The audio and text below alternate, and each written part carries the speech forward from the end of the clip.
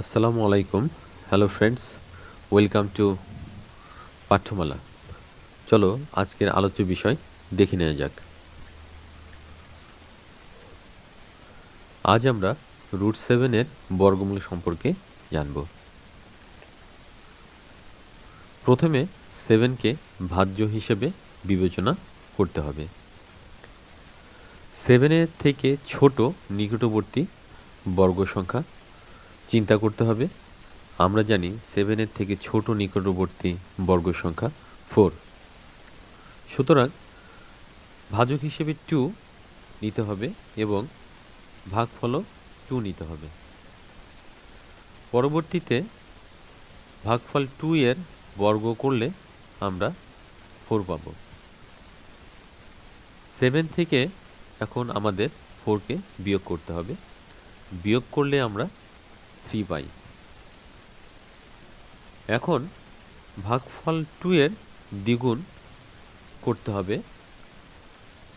ভাগফল 2 কে দ্বিগুণ করলে আমরা 4 পাই, যা 3 থেকে বড়। সেহেতু ভাজ্য থেকে দুটো 0 আমাদের নিচে নামাতে হবে এবং 4 এর ডান দিকে একটি অঙ্ক বিবেচনা করতে হবে। আমরা একটি অঙ্ক 6 বিবেচনা করলাম, ভাগফলও 6 নিলাম।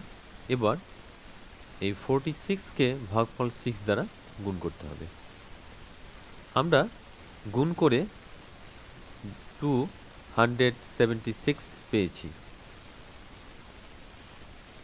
এখন যদি আমরা 300 থেকে 276 বিয়োগ করি তাহলে 24 পাব।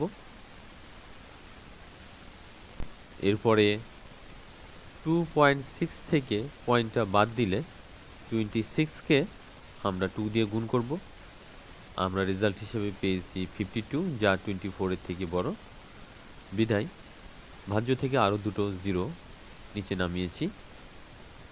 52 এর ডান দিকে একটি অঙ্ক 4 বিবেচনা করেছি, ভাগফলে 4 লিখেছি।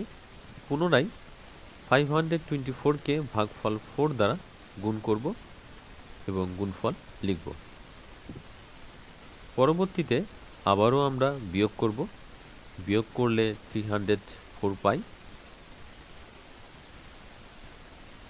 এবং ভাগফলে 2.64 পেয়েছি, যা পয়েন্টটা বাদ দিয়ে 264 কে 2 দ্বারা গুণ করে লিখব। আমরা গুণ করে 528 পেয়েছি, যা 304 এর থেকে বড়। বিধায় ভাজ্য থেকে আরো দুটো 0 নামিয়েছি। 8 এর ডান দিকে একটি অঙ্ক 5 নিয়েছি, ভাগফলেও আমরা 5 নিয়েছি। পুনরায় 5285 কে ভাগফল 5 দ্বারা গুণ করে গুণফলটা লিখেছি এবং আমরা আবারও বিয়োগ করেছি। বিয়োগফল হিসেবে 3975 পেলাম। এই প্রক্রিয়াটা এইভাবে আমরা করতে থাকব। এখন চলো দেখা যাক রুট 7 এর বর্গমূল আমরা কত পেয়েছি। বর্গমূল হিসেবে আমরা 2.645 ডট ডট ডট পেয়েছি, যা একটি অসীম দশমিক ভগ্নাংশ। এখন বর্গমূলটিকে যদি 2 দশমিক স্থান পর্যন্ত আসন্ন মান হিসাবে বিবেচনা করি তাহলে লিখতে পারবো 2.65। এখানে আমরা 64 এর পরিবর্তে 65 লিখেছি, যা আমাদের অন্যান্য ভিডিওগুলোর মাধ্যমে জানতে পারবো। এবার বন্ধুরা, তোমরা এই একই নিয়মে রুট 3 এর বর্গমূল নির্ণয় করবে। তোমরা ধৈর্য ধরে ভিডিওটি দেখেছো, এর জন্য তোমাদের অসংখ্য ধন্যবাদ।